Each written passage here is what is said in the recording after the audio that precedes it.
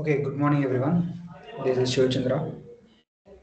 I am going to explain how to train a custom convolutional neural network on custom dataset.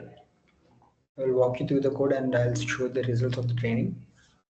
First, we will import the necessary libraries, Torch for deep learning related coding, and Torch Vision for transforms and loading the dataset, and Optimizer and TQDM for progress bar. It will give nice progress bar on terminal. So how do we initialize a custom convolutional neural network? You can see this class is named as CNN, all caps, and we are initializing it. Input parameter that this initialization takes is number of input channels and number of classes. In case of in our case, MNIST dataset has one channel as input and number of classes that is 10, 0 to 9.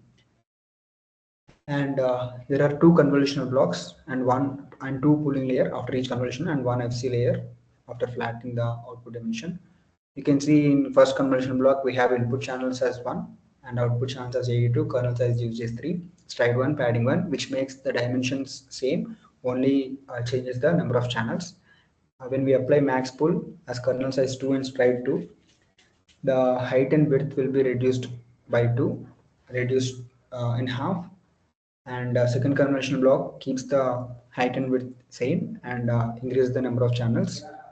And FC layer, we vectorize the features and pass it through the FC layer into number of classes. In our case, it is 10. I'll walk you through the shapes in the forward method. After applying first convolution block and ReLU, we get from 28 to 28 because our convolution block doesn't reduce the height and width. When we apply max pool, it reduces in half, 28 to 14. And second convolution block on top of it, ReLU, which keeps the dimensions intact. Convolution increases the number of channels but keeps the height and width intact. After that pooling, as expected, height and width will be reduced in half. And then we are flattening it and passing through the FC layer. After that, there is no activation.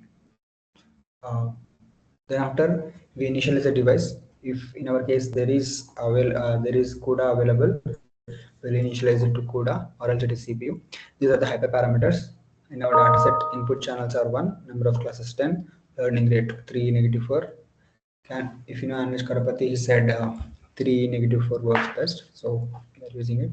And batch size, as I have good GPU, I can use 256 is, we can make the training process fast. This is a hyperparameter that you can play with. We are running for 3 epochs and we are loading the dataset, train and test.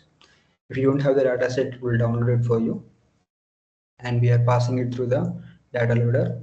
Batch size is 256. If shuffle is true, the dataset will be shuffled. In test loader, we don't need to keep shuffle, but that is fine.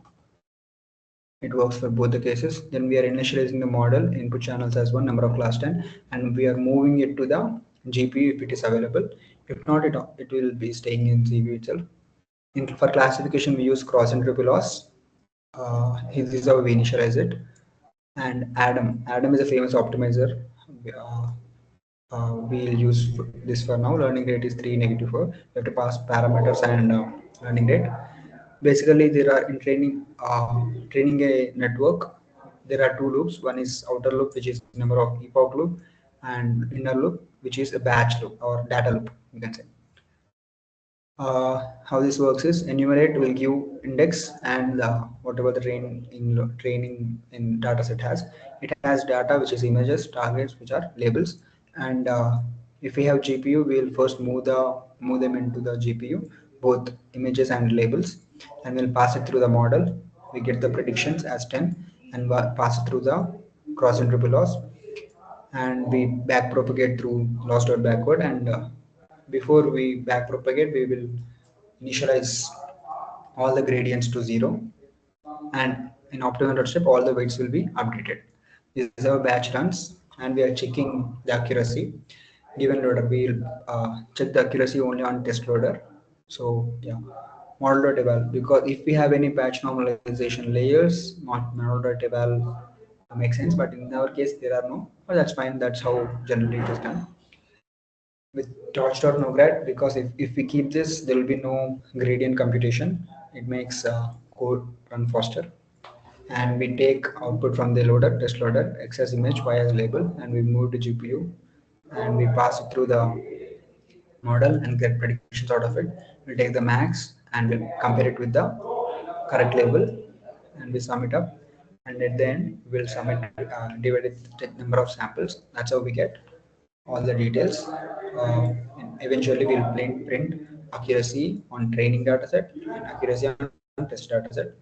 Let's see if the what happens to the results.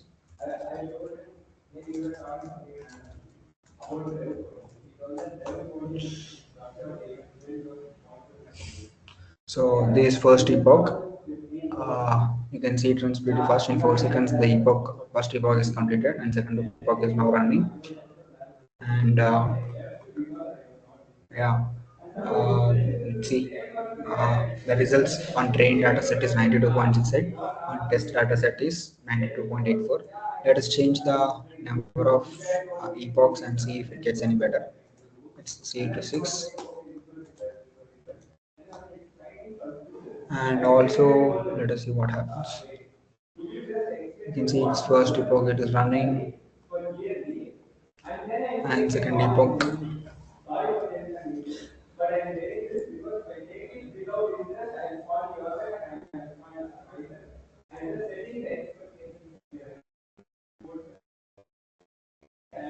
This is fifth epoch, I guess. Yeah, this is the last epoch. I think accuracy will increase, but I'm not sure.